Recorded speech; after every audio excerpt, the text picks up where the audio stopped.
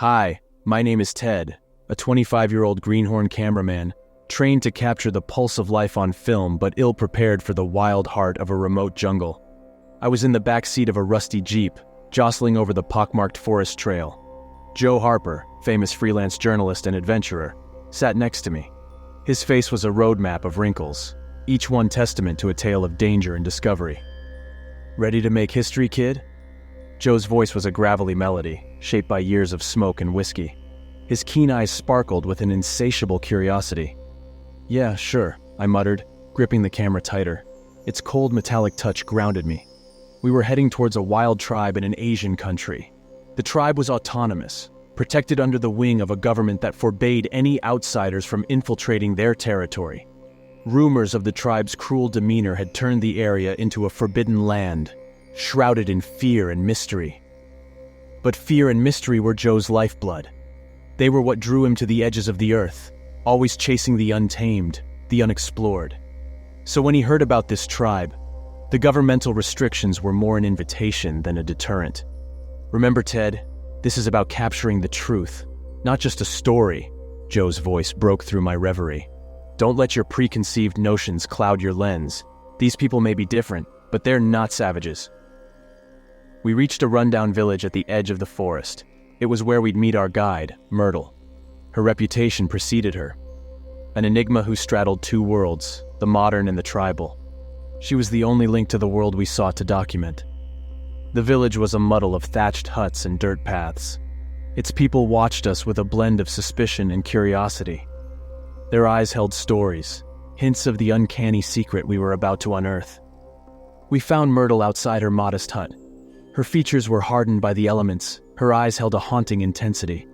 She looked at our camera equipment with a wary gaze. The forest watches and listens. Disrespect it and you'll never return, she warned.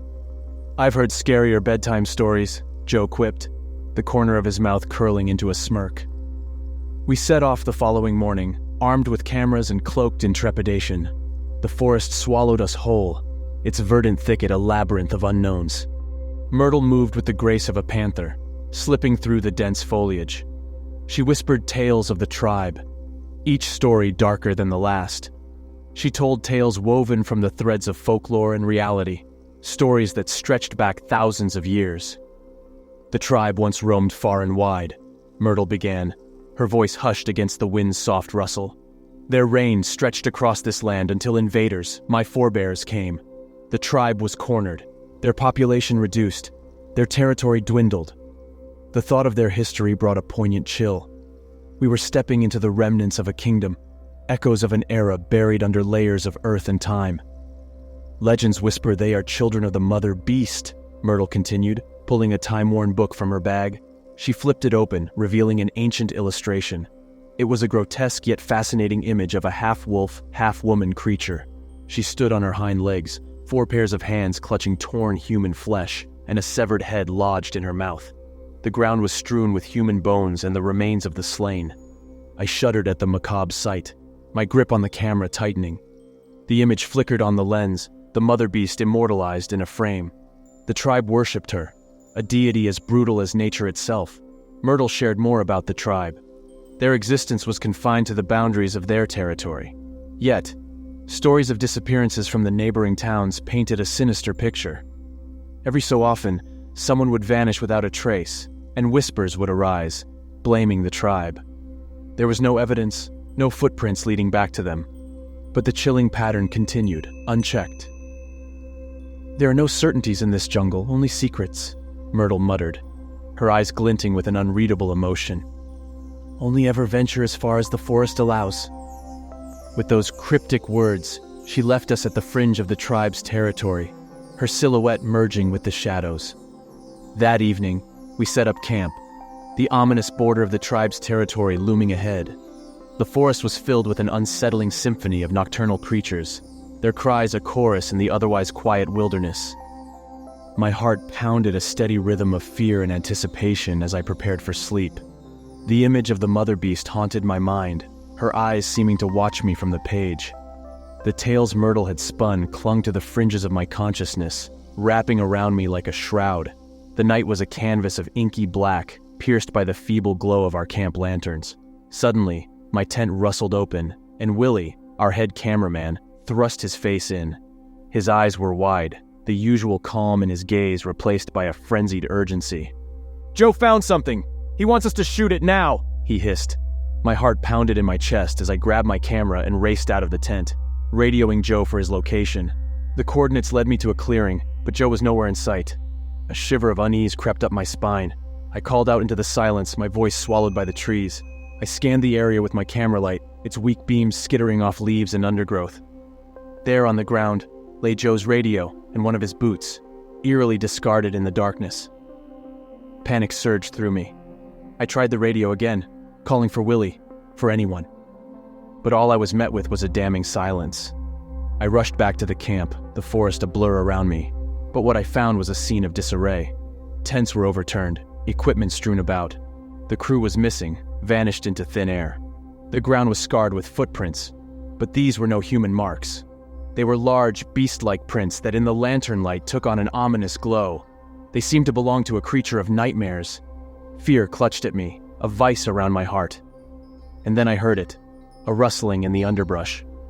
I dove behind a tent, switching off my camera light. My breath hitched in my throat as I peered out into the darkness. The moon was a pallid orb hanging in the sky, casting an eerie glow over the camp. Then a shadow appeared. It was large and grotesque, moving with a slow deliberation. The silhouette was hunched, its labored breathing resonating in the quiet. It stood on its hind legs, its figure resembling the creature in Myrtle's book, the mother beast. I huddled further into the shadows, my heart hammering in my chest. The monster moved closer, its footfalls echoing in the silence. My breath hitched as its shadow fell over me. Suddenly, a growl reverberated from the depths of the forest. The creature froze. Then, with a low grunt, it turned and lumbered back into the trees. The forest fell silent once more, save for my ragged breaths. I was alone with the horror. The break of dawn did little to alleviate the fear that had cloaked me throughout the long night. I sat hunched behind the ruined tent, sleepless and filled with a throbbing headache. Reality bore down on me with the weight of a nightmare, and I was caught in the middle of it all. I knew then I couldn't stay. I had to leave, seek help from the local authorities. My crew, my friends had been abducted by creatures that shouldn't have existed, but did. My knowledge of our route was shaky at best, but staying was not an option. So I grabbed leftover food and water, my camera, and with a last look at the decimated campsite, I plunged into the wilderness. The forest hummed with life, a stark contrast to the stillness of the night before. Birds flitted overhead, their songs filling the air. But beneath it all, I could hear the rustling, the soft disturbances that told me I wasn't alone. I froze, my eyes scanning the verdant maze around me. A shadow moved, a wisp in the daylight. Fear congealed in my gut, and I began to retreat, stepping softly to remain unseen. But luck had a cruel sense of humor, and my foot came down on a dry branch. The sharp crack echoed through the silence and my heart dropped. The shadow stirred, and then it was charging toward me. I bolted, adrenaline pumping in my veins. The shadow drew closer, a threat on my heels. But in my frenzied escape, I failed to see a stone jutting from the ground. My foot caught, and I went sprawling, the earth rushing up to meet me. This was it, I thought. I was going to be seized by some monstrous creature, some spawn of the mother beast. Fear overwhelmed me, and I covered my face, bracing for the inevitable. Instead, what broke through the foliage was not a beast, but a man. A familiar face. Joe Harper. I looked up at him, his face a beacon of relief in my terror-stricken reality. He rushed over, pulling me into an embrace that was equally parts relief and joy. "Ted, you're alive!" he exclaimed. And for the first time since the night descended into chaos, I felt a glimmer of hope. Joe's story was a mirror of my own horror. His eyes held the same fear I'd felt, recounting how he had spotted beasts in the undergrowth. He described a figure half submerged in the darkness, a monstrous entity swathed in fur and rippling with an unholy power. He had run, just as I had, losing his shoe and radio in a panicked escape. He'd ended up in a ravine, lucky to have eluded the creature. His revelation about the camp hit me hard. "Everyone's gone?" he asked, a tremor in his voice. I nodded. The image of the desolate campsite seared into my memory. Our crew could be anywhere, captured or on the run, just like us. "We need to get back to camp," Joe decided, pulling me from my thoughts. He explained that there was a map in one of the tents, one that could guide us out of this god-forsaken wilderness. Fear coiled within me at the thought of returning, but I swallowed it down, acknowledging the grim necessity. Back at camp, Joe rifled through the wreckage of the tents, emerging triumphant with a map clutched in his hands. His joy was short-lived, though, as a rustling echoed from the forest. I spun around, only to come face to face with a monstrous paw. It swung towards me, a grim promise of oblivion. Before I could dodge, it struck me squarely in the head. Pain flared across my vision, and I crumpled, the world spinning around me. As my consciousness teetered on the edge, my last sight was of the creature's monstrous paw. I woke up surrounded by absolute darkness. My senses slowly came back to me. I could hear hushed whispers, the sound of bodies shuffling in the murk.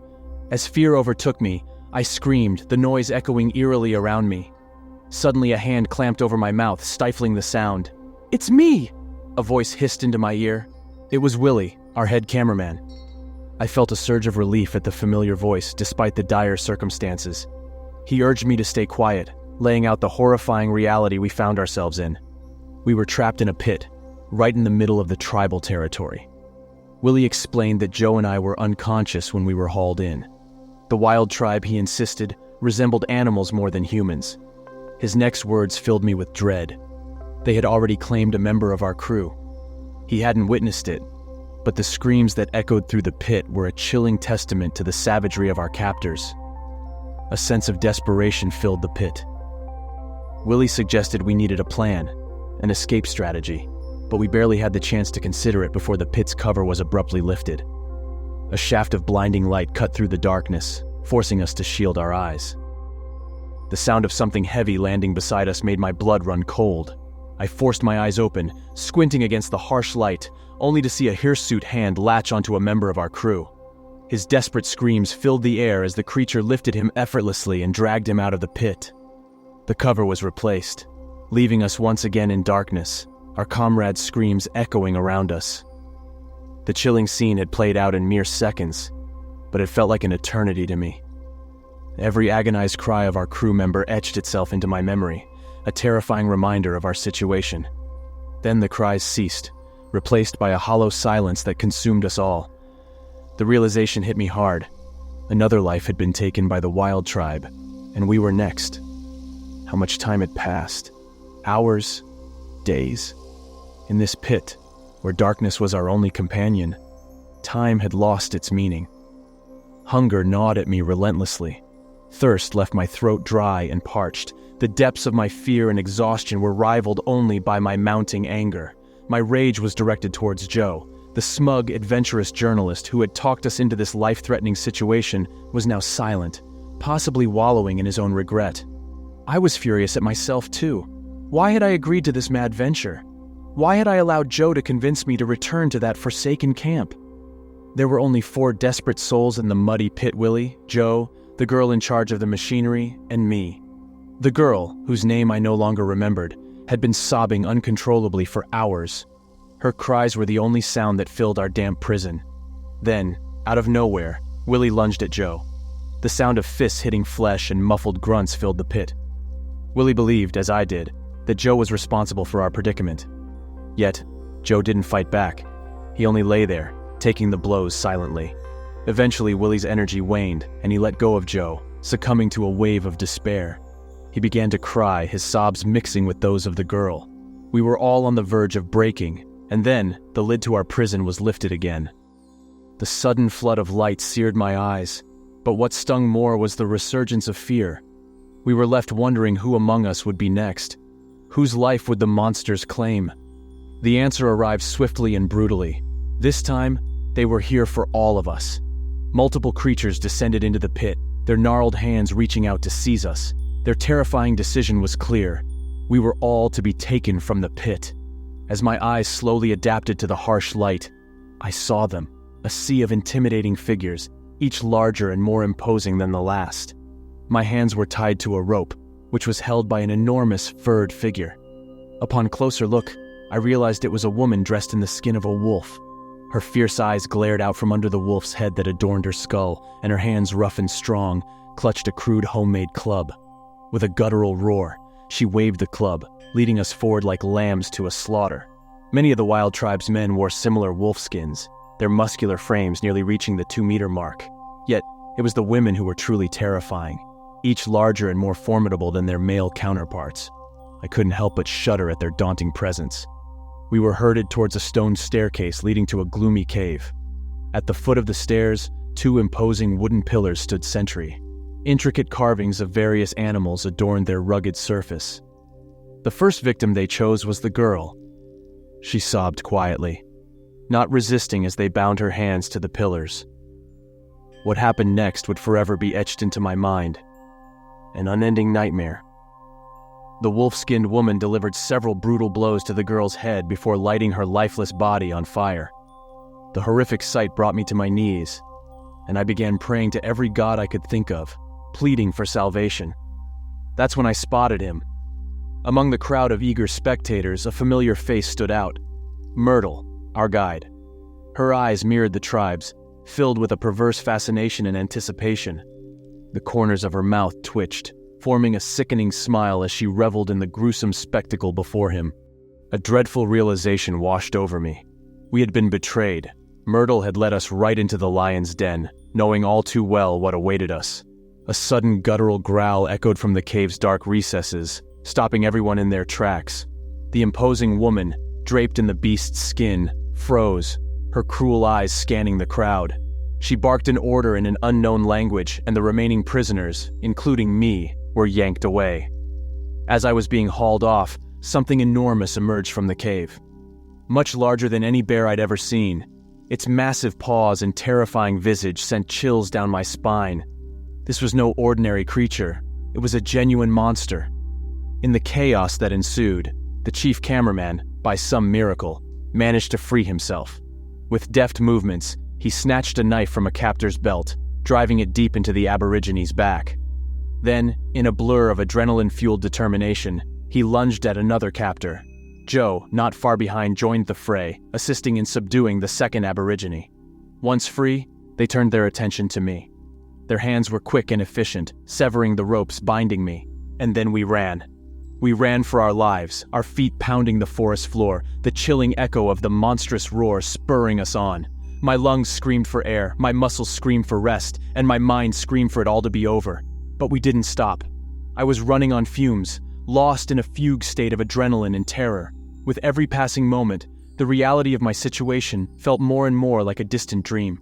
At some point, I noticed the absence of the heavy footfalls of my companions. The chief cameraman and Joe had fallen behind, and I was alone again. The realization hit me like a punch to the gut. Fear overwhelmed me, and I fell, curling into myself in a futile attempt to stave off the terror. Sobs racked my body as I laid there on the forest floor.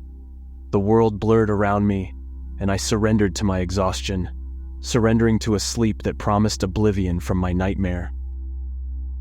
When I awoke from my exhausted stupor, I found myself in the sterile white walls of a hospital room. I was told that I had been stumbled upon by a military patrol tasked with monitoring activity in the wilderness area. I was in a miserable state at the time, so weak that I couldn't even feed myself, and my mind was a blank slate, wiped clean by the traumatic ordeal I had endured. I was actually on the brink of death, my frail body struggling to live. In time, however, and thanks to the diligent care of the hospital staff, I gradually regained consciousness. My memory was hazy, as if through a thick fog, but fragments of my ordeal flashed through my mind, sending jolts of fear down my spine. The doctors were doing their best to help me recover, to patch up my body and mind. As for the rest of the crew, they were never found. Joe Harper and the chief operator disappeared without a trace, swallowed up by the dense jungle, their fate unknown. It was a hard blow, the guilt of being left alone gnawing at my conscience. I was threatened with imprisonment on the charge of violating the law of that Asian country and trespassing on the closed territory of a wild tribe. However, Due to the exceptional circumstances of the case and international pressure, I was acquitted. I returned to my country as a shadow of my former self. The traumatic experience had changed me. After my experience, I never left my country again.